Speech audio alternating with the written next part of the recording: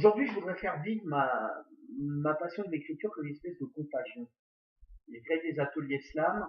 Je me retrouve avec des gamins qui tout d'un coup se rendent compte qu'avec un stylo et un bout de feuille, il y a moyen de tracer un chemin.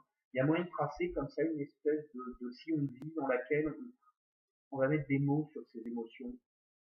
Et c'est vachement important parce que les mots, on les garde, ils sont là, c'est le stylo devient un fil à papillon. On attrape ces jolis papillons qui sont ceux de notre inspiration, qui sont ceux du moment présent. On dit, il faut surtout pas laisser filer ça. Tout ça. L'idée, c'est volage, ça s'en va. L'idée, ça peut être très beau, mais le lendemain, on s'en souvient, on la voit à l'horizon. Tiens, j'ai souvenir ces petits mots qui claquaient dans ma tête de cette petite force créative qui était née en moi, que j'ai laissé comme ça partir, évaporer. Donc, je me dis aujourd'hui, c'est super sympa de pouvoir capter tous ces instants, de pouvoir capter, et ça passe, je pense, par une certaine méthode. Ça passe par une envie d'écrire qu'on peut donner.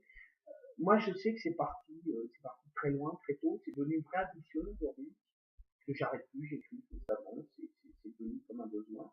Et donc les ateliers slam, c'est ça aussi. D'abord, si j'ai voulu travailler sur le slam, c'est parce que pareil, le slam, c'est de la culture populaire par excellence. C'est un poète américain, Chicago, qui en 1986 s'est dit plutôt que de garder les textes poétiques enfermés dans des bouquins que personne n'ouvre, ou très peu de gens ouvrent, on va le déclamer haut et fort dans la rue. Et ça va avoir un impact beaucoup plus important.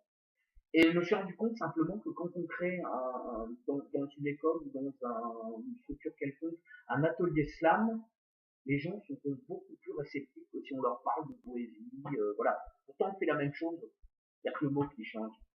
Mais d'un coup, ça éveille une envie, ça éveille, c'est pas un sens de la mimétisme, peu importe quoi, mais ça éveille le fait qu'à un moment, on puisse faire en sorte qu'un groupe de gamins se retrouve avec un stylo